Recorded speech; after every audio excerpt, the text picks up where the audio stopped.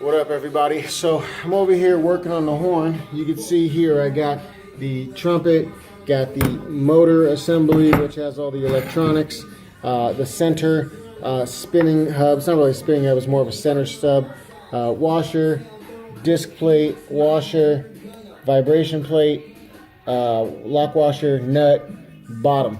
What I'm going to do today, hopefully get you guys down there so you can see, is I'm going to put this thing back together so that way you can see what I'm doing here. Minus my head's cut off and get all short and stuff. So what we're going to do is backwards from what you took it apart. Once you take it all apart, there's a bunch of screws. You know, you got these little screws here. They come out. I had an issue with one of mine. Where'd it go? I had to end up drilling it out because it got stuck in there. And so I used a drill bit, which is a really handy set, to extract this screw. Doing so with that actually got it out, and I had to go buy a new screw. The screws that go in that are actually number 10 30-32 thread by, well, I went with a 1/2 inch. I really should have went with a 1/4 inch, but it worked. I was in a hurry. That's what I grabbed. So I'm going to end up having to use one of these screws and chop it off. That way it's the same size as these other ones. This one's junk. Anyways, so don't mind the music in the background. It's what I listen to. When you're doing stuff like this, have a good glass of something. This is some, my wife poured me Prosecco, so that's what I got. Don't argue with the wife. She knows best. So we're going to grab this piece, which is your horn. Basically, it was set at that height right there. That looks to be about a 1/4 inch off of the...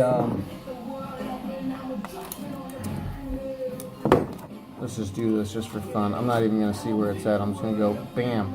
Looks to be, yeah, 1/4 inch. Mechanics eye. You got to know what you're talking about. So put it there. This screw actually has, part of it is, it's flat right there. You can kind of see it. It's got a flat edge, and that's because it fits with that, which is not perfectly circle.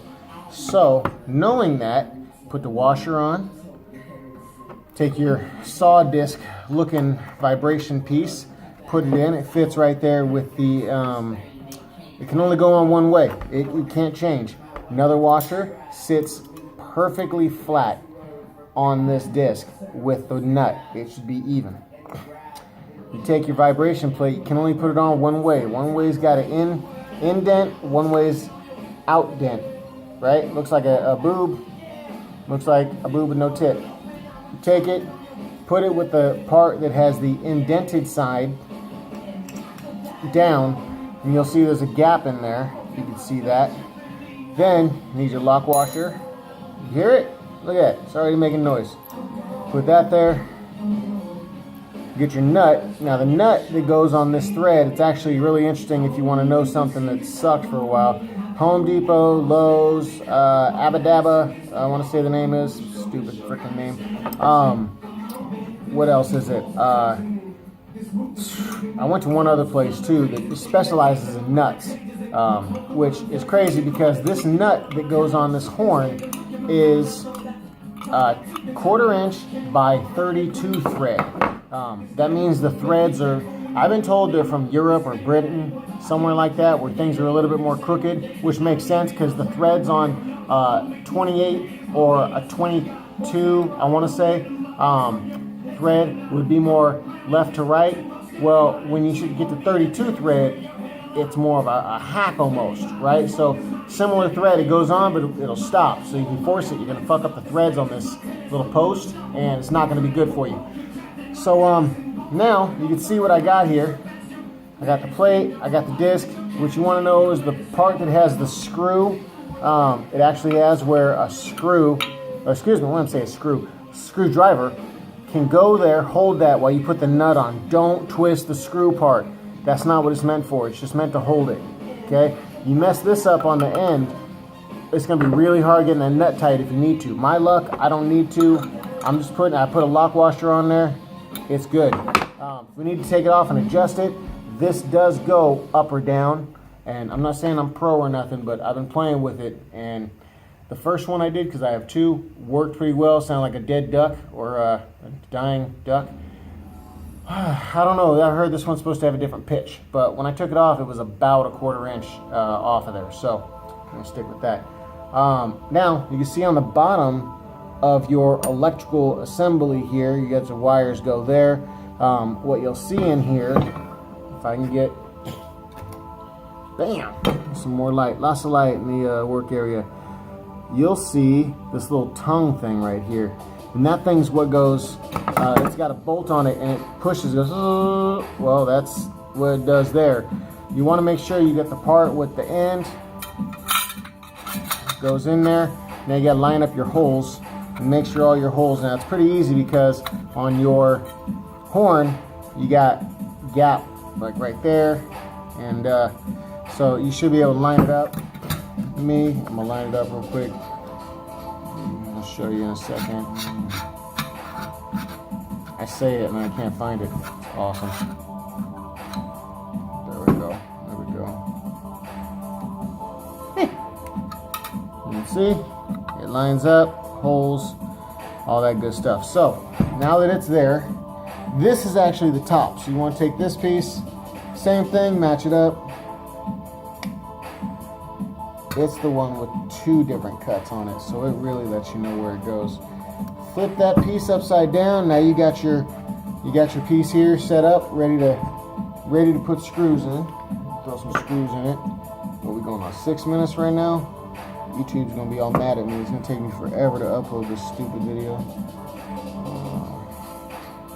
Two of these holes you gotta know are just, they're clear. They're not threaded.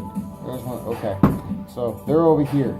The back screws, if you're lucky enough to have these little plates, make sure you put them back on. Don't leave this little stuff. Even if you put it all back together, forget to put it on. Take it all apart, put it back together again.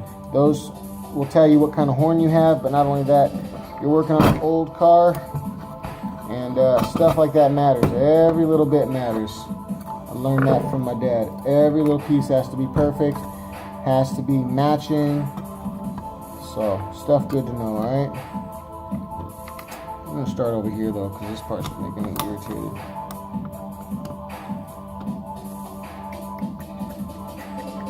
Have some good tunes on.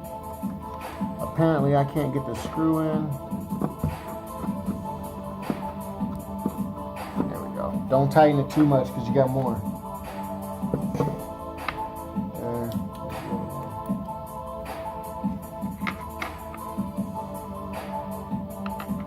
Going with this screw, and I'll tell you why.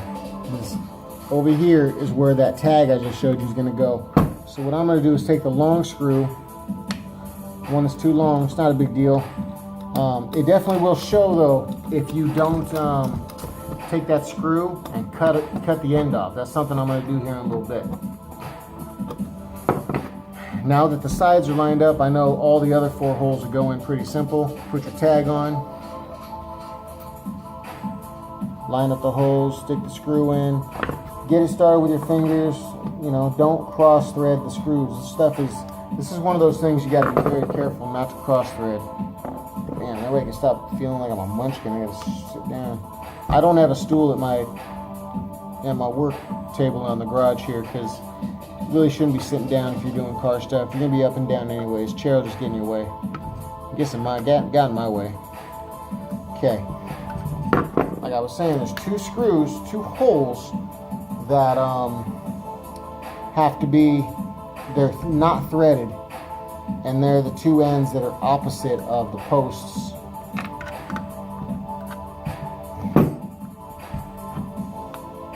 That's why you don't tighten it. You don't tighten it because you got stuff you still got to put in.